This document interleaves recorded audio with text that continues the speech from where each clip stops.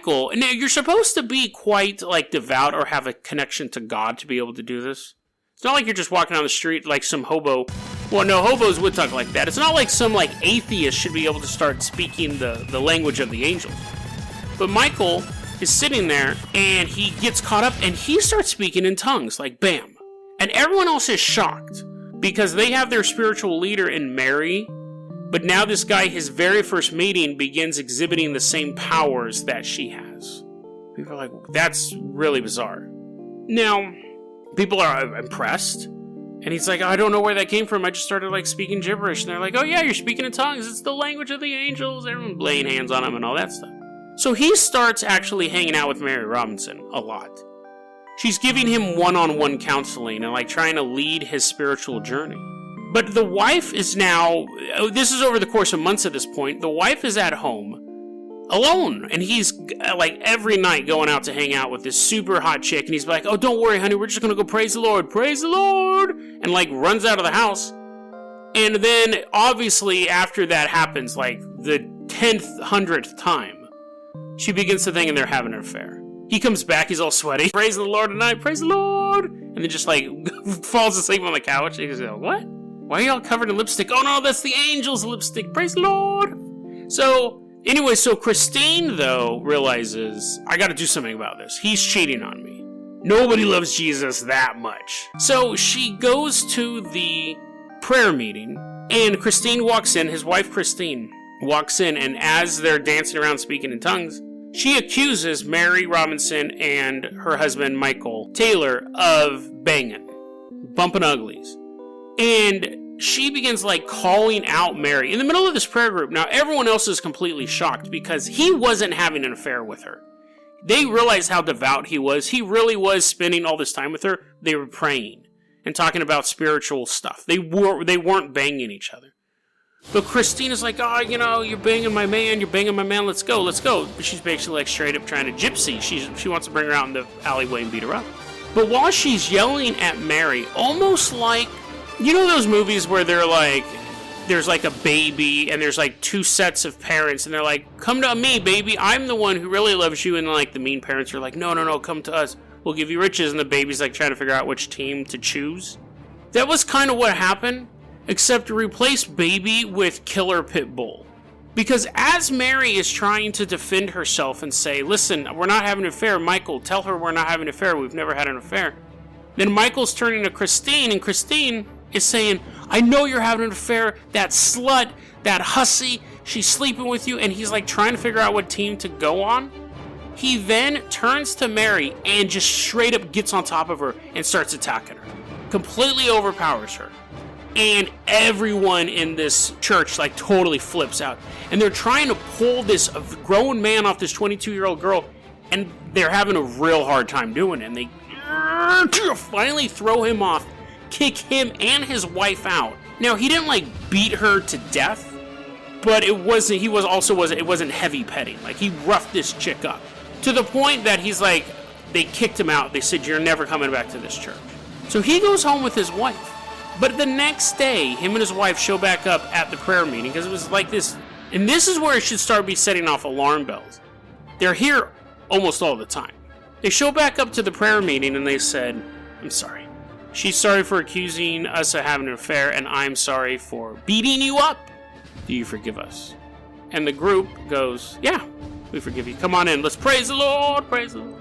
Now, in this area, this little group, they had people thought they were a cult.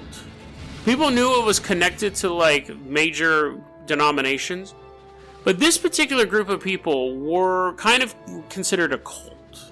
They seemed too religious. If that makes sense. Like they seemed too into it. But and that will come up later. But what happens at this point is that word gets out that Michael had attacked Mary. And she's a little more cautious. I don't think they're having their one-on-one meetings anymore.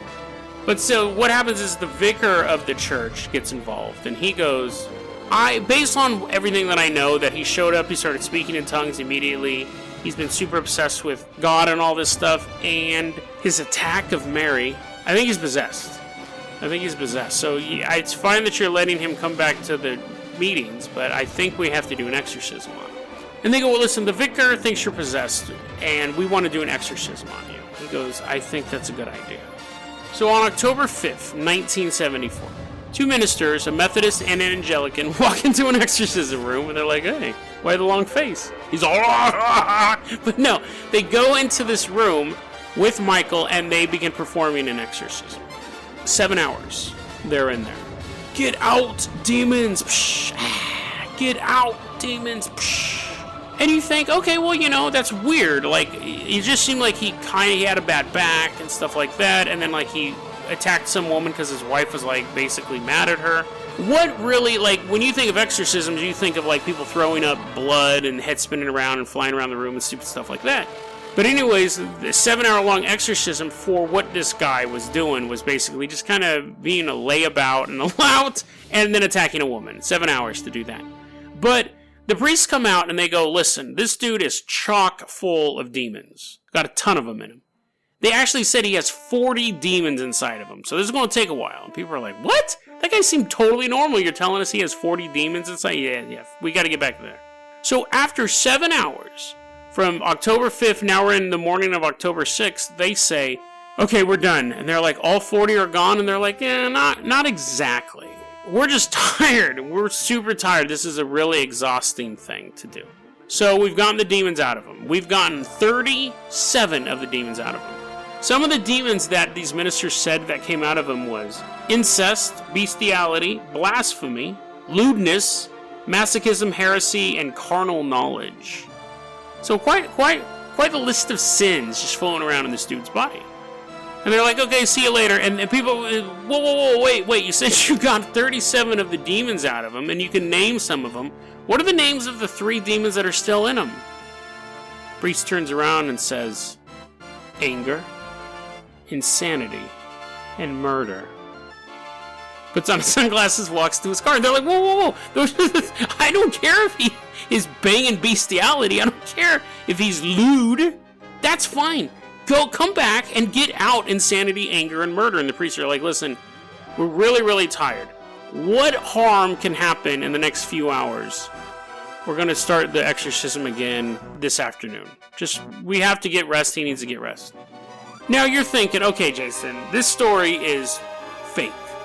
Like, this story is just too good to be true.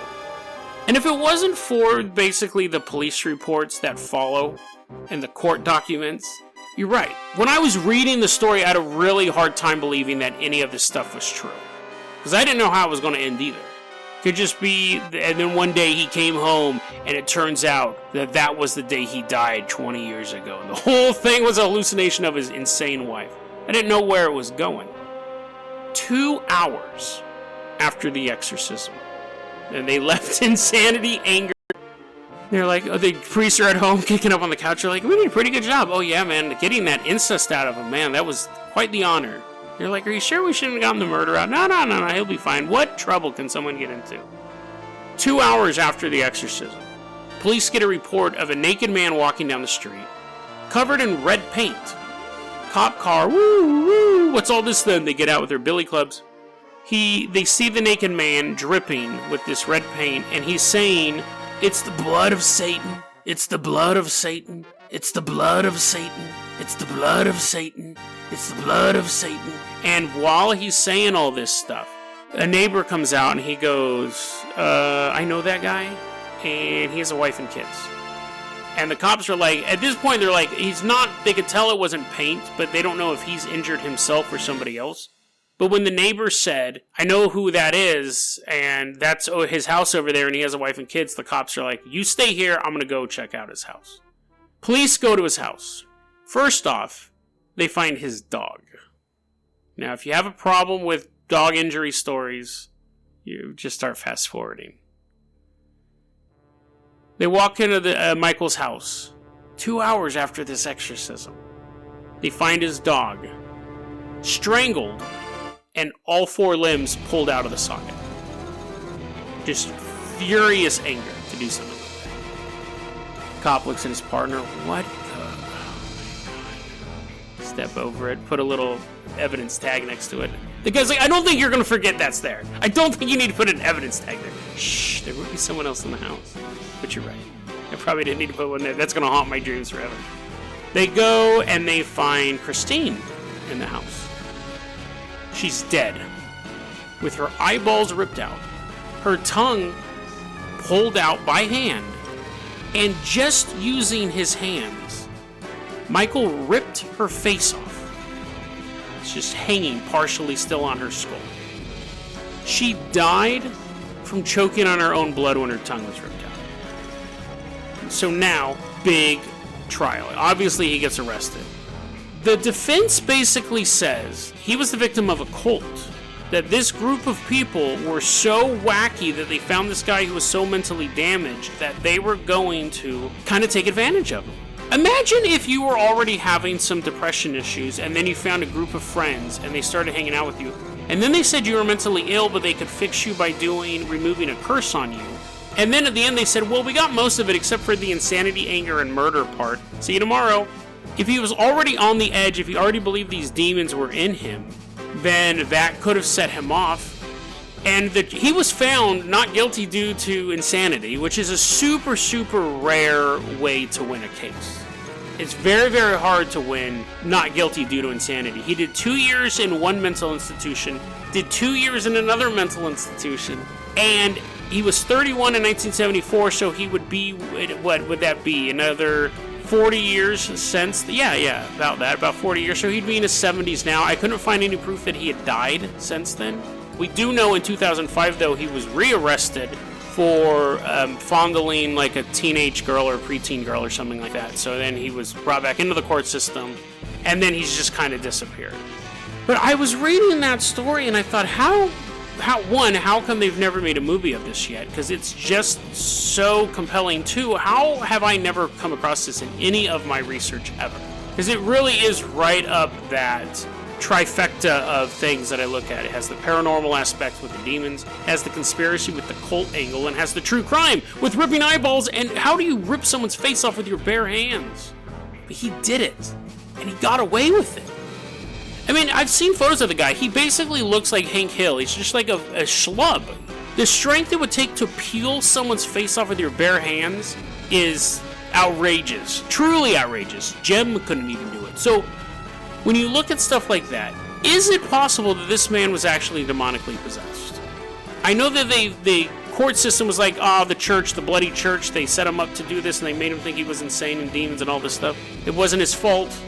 But what I think's creepy about this is that we don't have any evidence that he was violent or angry before he started going to the church. It was when he got there that we see this behavior. And I think that's why people go, he was mentally, probably had some underlying depression, obviously that, but some underlying mental illness issues, got hooked up with these bunch of religious nut jobs, and then just ran with it. But let's take the paranormal angle. Imagine you are a demon. And you're like, oh, that's awesome, I'm totally buff with giant wings now. But imagine you're a demon, looking for the perfect target to take down. Are you really going to find, like, goth kids and being like, yeah, these kids are so edgy, they're going to summon me and I'm going to make them, like, buy extra cigarettes? You want to go after something juicier than that. You really want to earn your bones, earn your wings. You could hang out outside cemeteries. You could hang out at punk rock clubs. You could hang out at heroin dens. But what if you just hung outside of a church? Just stood there in the darkness watching everyone who walks by. And you're like, no, I'm good.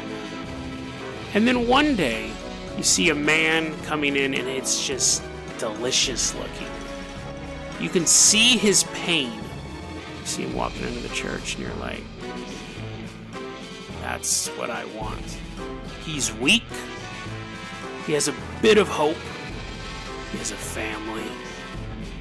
I don't necessarily think there were 40 demons in him. And there's like one demon that just sits around and he's like, man, I want to be lewd, and he's... But I will say that it's possible that this man was demonically possessed.